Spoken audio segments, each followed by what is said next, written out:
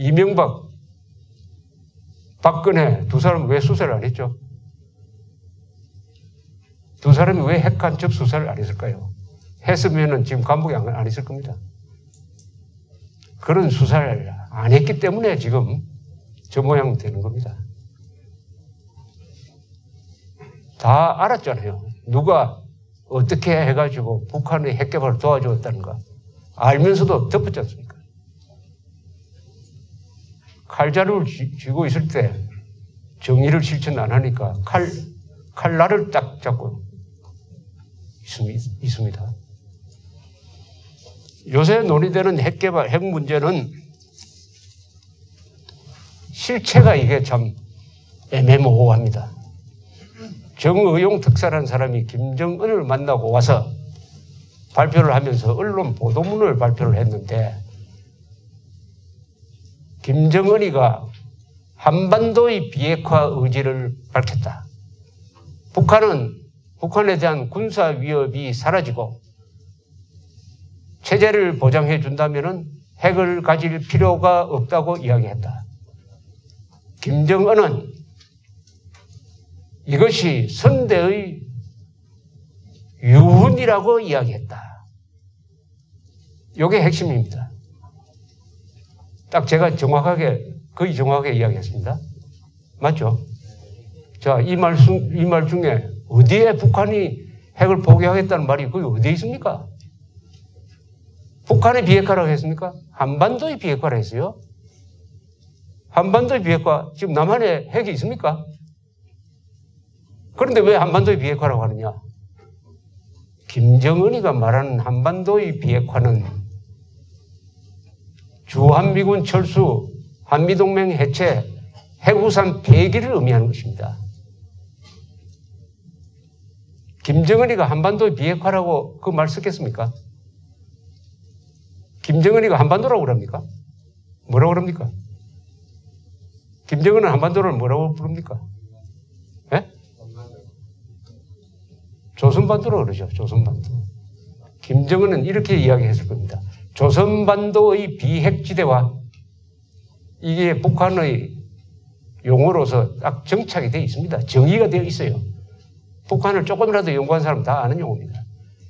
김정은은 조선반도의 비핵화라고 이야기했는데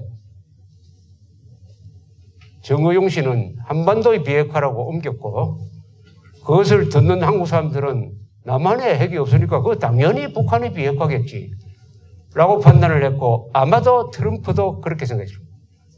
아마도 비핵화 앞에 조선반도의 비핵화, 한반도의 비핵화 그거는 고려하지 않고 비핵화란 말만 나오니까 핵을 포기하겠구나 라고 해가지고 만나자 이렇게 결정한 것이 틀림없습니다. 일이 우습게 진행되고 있습니다. 한반도의 비핵화를 했어요. 북한의 비핵화를 해야지. 한반도의 비핵화를 논의하겠다는 겁니다. 그런데 한반도의 비핵화는 조선반도의 비핵지대화인데 그것은 1991년에 이미 북한이 한번 제의했던 것인데 이런 내용으로 되어 있습니다. 조선반도 비핵지대화 1991년 10월 2일 25일 평양에서 개최된 제4차 남북고위급 회담에서 제안한 것인데요. 주한미군과 핵무기의 철수, 핵무기가 동원되는 군사훈련 금지, 핵우산을 보장하는 조약과 핵무기의 저장 배치 금지, 동시에 핵무기 탑재가 가능한 비행기 함선의 한반도 출입, 통과, 방문 금지. 요겁니다. 요렇게 하면 핵 폐기하겠다는 거예요. 그러니까 한미동맹 해체하고 주한미군 나가고 핵우산 그거 다 없애버리면은 그래도 우리가 안전한지 한 20년 동안 지켜본 다음에 핵을 폐기하겠다. 요것을 옮기는 과정에 북한의 비핵화로 전달한 것이죠.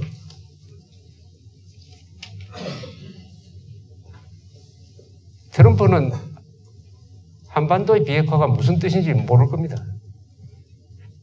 미국에서 북한 전문가들이 위에서는 다 없어져 버렸어요. 그러니까 이 의미를 정확하게 아는 사람이 그날 백악관에서 모였을 때 아마 없었을 것 같아요. 그리고 정의용 씨도 북한의 비핵화라는 뜻으로 전달했을 가능성이 많습니다. 그래서 트럼프가 김정은이가 비핵화 하자니까 만나자 이렇게 된 건데 아직도 북한에서는 답이 없어요. 아직도 북한에서는 답이 없어요. 트럼프를 만나줄래 진짜 만날 마음이 있었으면 북한하고 미국 사이에 직접 최선이 많은데 왜 한국을 통해서 이야기합니까? 그것도 문서로서 이야기해야지 왜 말로서 전달을 하도록 합니까? 말이 한 사람 거치면 얼마나 왜곡됩니까? 그런데 트럼프가 만나자고 해놓으니까 이제는 그 만남을 성사시키는 쪽으로 아마 미국, 일본, 한국이 열심히 뛰면서 북한과 접촉을 하는데 이게 만만치 않을 거예요. 그래서 전문가들 사이에서는 실제로 회담이 이루어질 가능성은 50% 이하라고 보는 사람들이 상당수가 있습니다. 만나보니까 북한이 다른 조건을 걸고 들어온다. 이거 과거에 했던 수법이다. 과거에 했던 수법 이거 또 속겠다. 트럼프 대통령한테 이거 만나면 안 되겠습니다라고 건의를 하는 수도 있고 그러면 체면이 말이 안 되니까 거기서 합의될 수 있는 조건을 뭔가 모색하려고 지금 열심히 머리를 싸매고 있을 겁니다. 그러니까 이것도 사실관계가 지금 확정된 게 없어요. 김정은이가 과연 핵을 폐기하는 것을 조건으로 해가지고 트럼프하고 만나자고 했느냐 안 했느냐 이게 사실로서 확정이 안 됐습니다. 그런데 지금까지 드러난 말로는 그런 뜻으로 핵 폐기란 말을 쓰지 않은 거예요. 그런데 이게 어떻게 그러다가 김정은이가 핵을 폐기하기로 했다. 우리 언론도 김정은이가 큰 결단을 내렸다. 이제 긴장이 해소되고 있다. 이런 식으로 보도를 막 해대니까 50대의 16%는 김정은이를 좋아하게 된 거죠. 언론의 선동보도가 한국 사람들의 판단력을 흐리게 하는 좋은 증거입니다. 이게 좋은 증거예요. 이런 언론이 있는 한 한국은 체제를 과연 지킬 수 있느냐 하는 심각한 불안감을 저는 갖고 있습니다.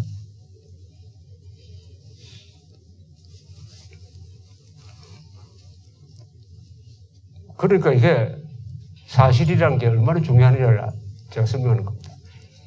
어떤 정책이든 뭐 회사를 경영하든지 선거를 하든지 무슨 행동을 하든지 사실이 뭐냐 이렇게 물어야 됩니다.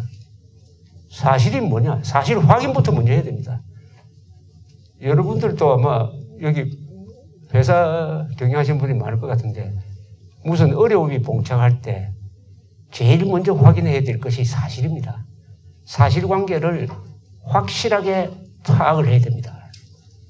사실관계를 어림짐작으로 한다든지 자기한테 유리한 쪽으로 해석을 한다든지 하면은 대책이 틀려집니다. 사실만 완전하게 딱 파악을 하면은 거기서 돌파구가 보입니다. 사실관계. 그런데 사람이 위기에 처하면은 급한 마음 때문에 이 사실을 대충 알려고 하는 성격이 있어요. 대충. 사실을 정확하게 알아야 됩니다. 불리한 것, 유리한 것까지 다 합쳐서. 그러면 거기에서 길이 나옵니다. 길이 나와요. 우리는 지금 사실이 확정되지 않는 상태에서 마치 북한이 핵 폐기하고 남북한 사이에 평화가 오고 더 나아가서 평화협정 맺고 이렇게 지금 열심히 무지개 같은 그림을 그리고 있는데 과거를 딱 돌아보면은 이게 아니구나 하는 걸 알게 됩니다. 사람의 과거를 보면은 오늘을 알 수 있고 미래를 예측할 수 있잖아요. 북한이 비핵화를 하겠다는 말이 이게 처음입니까? 91년에 남북한 비핵화 선언을 했습니다. 그리고 그러니까 핵을 안 갖겠다고 양쪽에 다 선언을 했어요. 남북한이. 그거 지키지 않았죠. 94년에 또 제네바에서 미국과 담판을 해가지고 핵 전부 다 없애겠다고 선언을 하고 우리가 경수로 지어줬습니다. 완공 직전에 중단됐습니다. 우리는 돈만 뜯겼어요.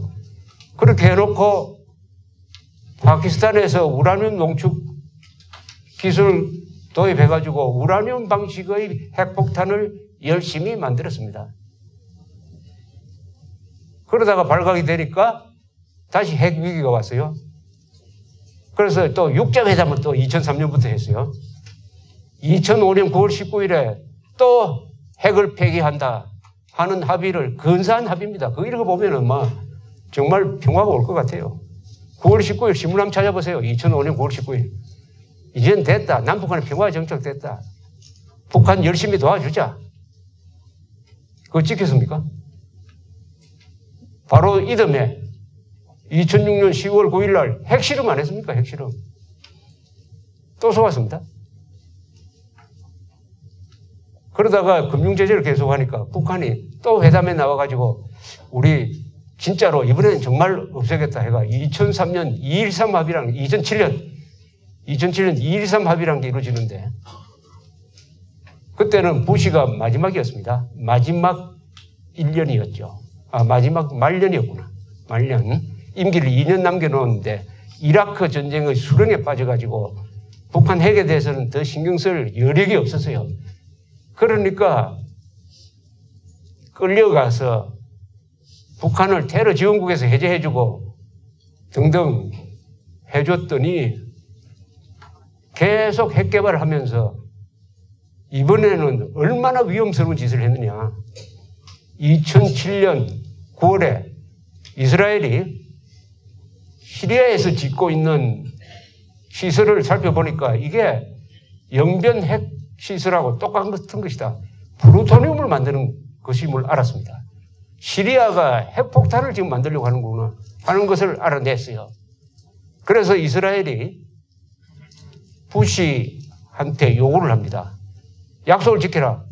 만약 북한이 핵기술, 핵물질을 외국에 이전하면은 응징한다고 했지 않느냐. 책임지고 응징해라. 이렇게 했더니 부시가 아이고 난 못하겠다 합니다. 이러니까 이스라엘이 그럼 우리가 한다 해가지고 폭격해버렸습니다. 싹 없애버렸어요. 이상한 일이 벌어졌어요. 폭격당한 시리아가 입 딱 씻고 가만히 있습니다. 그리고 서둘러가지고 그 시설을 없애버린다고 해서 순식간에 또 그 시설을 청소를 싹 해버렸어요. 이게 발각이 되면 시리아가 북한 도움을 받아가지고 원자폭탄 만들려고 했다는 것이 폭로가 되니까 죄를 지어 놓으니까 얻어맞고도 가만히 있었어요.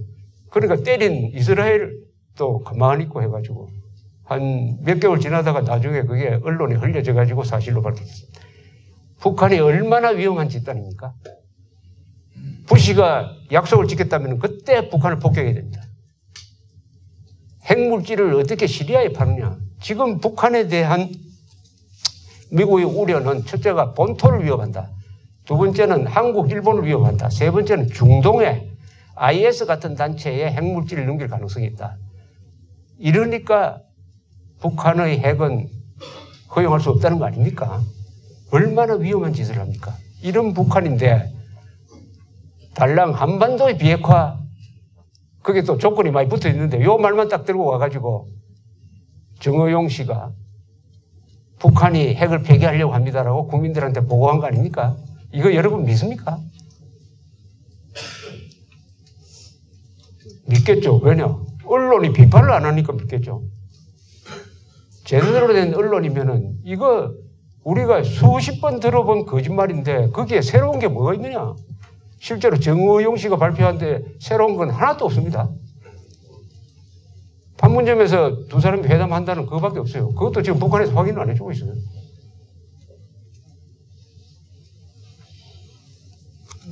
이제 그러나 김정은도 이제 고민할 겁니다.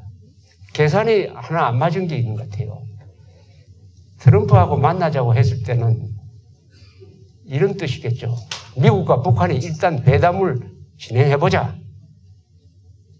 핵 문제로 진행을 하면서 일단 회담을 하면은 북한에 대한 제재가 약화되거나 더 강해질 수 없으니까 시간을 걸게 된다고 판단하고 그 사이에 또 핵실험은 직접 안 하겠지만은 기술은 연구실에서 계속 발전시킬 수 있으니까 그런 뜻으로 메시지를 전해달라고 했는데 트럼프가 만나겠다고 나오니까 이제는 김정은이가 지금 당황하고 있을 겁니다.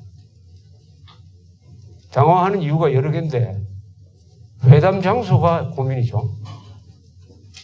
평양에 갈 일은 만무하고 판문점에서 하든지 뭐 제주도에서 하든지 스웨덴에서 하든지 스위스 하든지 어디를 가든지 김정은이가 바깥 세상으로 나와야 됩니다. 여러분 수백 명의 기자가 여기 여러분들 다 기자라고 생각하고 제가 김정은이라고 생각하면 김정은이한테 막 질문을 할 텐데 김정은이가 지금까지 질문 받아본 사람입니까? 단 한 번도 질문 받아본 사람이 없는데 거기서 뭐라고 대답할까요? 거기서 엉뚱한 대답해가지고 웃음거리가 된다? 그런 헤어스타일로 나와가지고 그게 호평을 받겠습니까? 그게 가장 큰 고민일 겁니다. 바깥 세상으로 나간다는 거예요. 골목대장이잖아요. 골목대장. 골목대장 병정놀이 하고 있지 않습니까? 지금 2,500만을 로봇으로 만들어가지고 혼자서 잘난 척 다 하는데 바깥 세상으로 나와가지고 기자들한테 둘러싸이고 트럼프 같이 어디로 뛸지 모르는 사람하고 상대를 하게 되면은 이 스타일 꾸기고 웃기는 사람, 코미디언 비슷하게 되면은 이게 그 소식이 북한으로 전해져가지고 북한에도 요새 핸드폰이 한 몇백만 대 있으니까 그걸 통해서 퍼져나가면은 야, 우리 이 수령이란 놈 이거 좀 웃긴 놈이구나. 웅성웅성 하면은 체제 유지가 안 됩니다. 체제 유지가. 절세의 영웅이다. 이런 사기를 쳐가지고 북한 주민들을 다스렸는데 이게 가장 큰 고민일 겁니다. 현재로는. 두 번째, 무슨 합의를 하느냐. 무슨 합의가 과연 이루어질 수 있겠느냐. 트럼프는 비핵화라고 믿고 왔는데 비핵화는 나중에 하고 우선 해고산 철거해달라고 이런 이야기 나오면은 벌떡 일어나서 나갈 수도 있고 해가지고 마이클 그린이라고 이 부시 행정부 때 NSC에 한반도 담당했던 사람이 오늘 중앙일보 쓴 거 보니까 회담 불발 가능성 40%, 내용 없는 만남이 될 확률 40%, 비핵화를 이룩화를 가능성은 2%, 뭐 이렇게 점을 쳤는데 저도 비슷한 생각이 드는데 2%도 안 되죠. 0.001% 될지 모르겠습니다.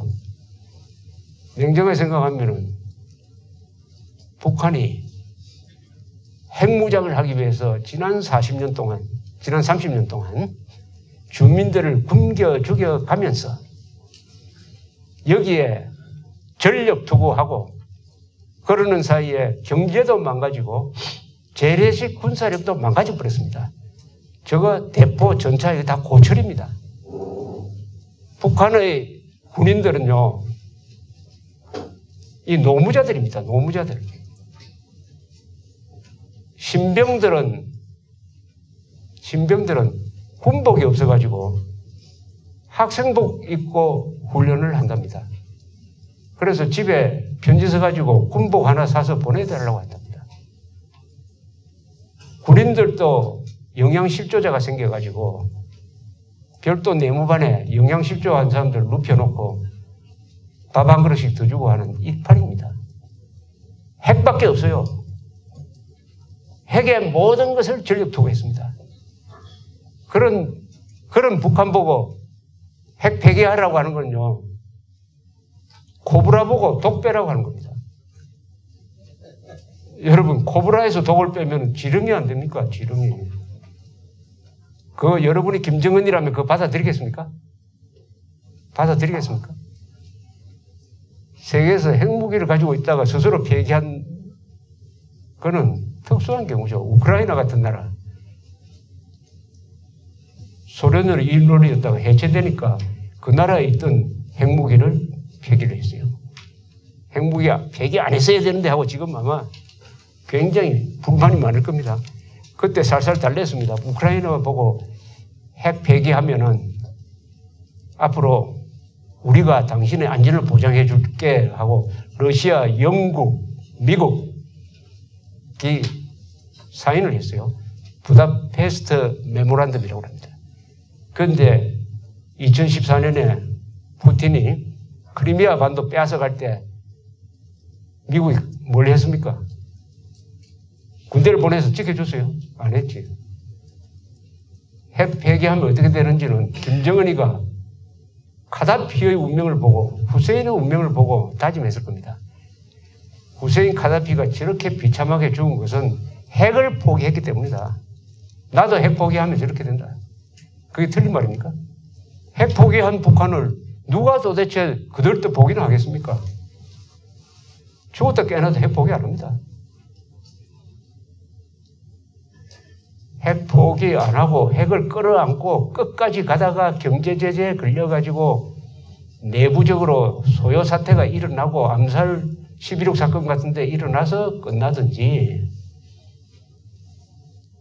아니면 2판 4판으로 핵을 한번 쓰려고 하다가 끝나든지 아니면은 대한민국을 적화시킴으로써 대한민국을 공산화시킴으로써 북한이 가지고 있는 핵무기와 남한에 있는 거대한 친북, 종북, 좌파 세력과 연결시켜가지고 대한민국을 적화시킴으로써 그때는 핵을 폐기해도 되고 폐기 안 해도 좋을 때는 그런 상황이든지 그렇게 될 겁니다.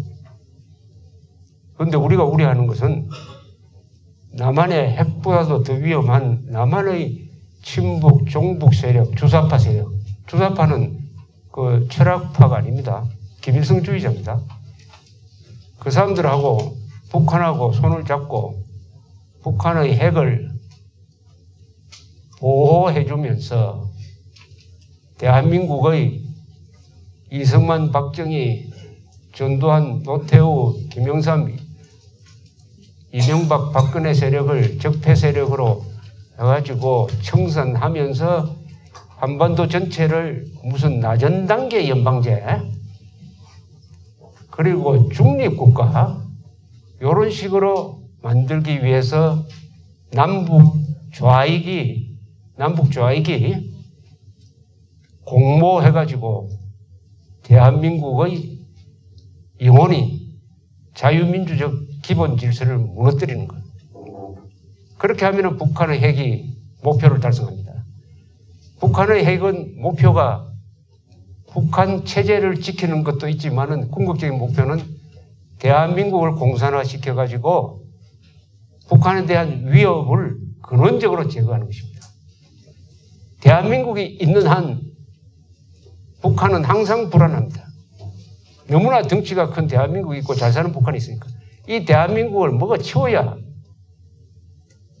북한 정권은 생존할 수 있다고 생각하게 하지 않을까요? 그래서 북한이 가지고 있는 핵은 대한민국 공산화용입니다. 체제 방어용이라는 것은 그 사람들이 하는 이야기고